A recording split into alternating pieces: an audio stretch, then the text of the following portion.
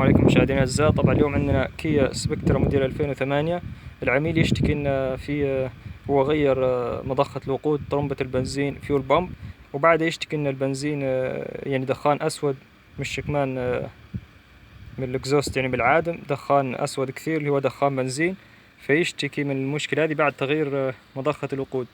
فنشوفوا تو الضغط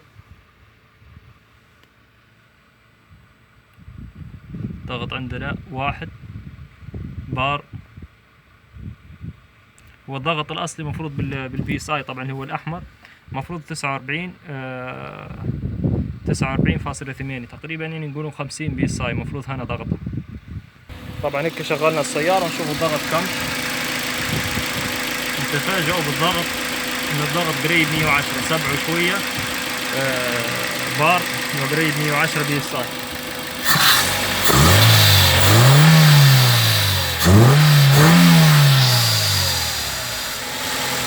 فشنو السبب اللي يخلي هذا؟ الا عندنا الفيول بريشر ريجوليتر. طبعا الفيول بريشر ريجوليتر مش موجود هنا، موجود داخل التانك، داخل الفيول بامب اسمبلي.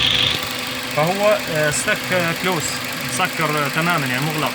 هذا اللي مخلي الضغط راقي عنده. وحتى التشيك فالف فيها مشكله. نشوفوا لما نطفوا السياره، نشوفوا لما نطفوا كيف ينزل الضغط على طول.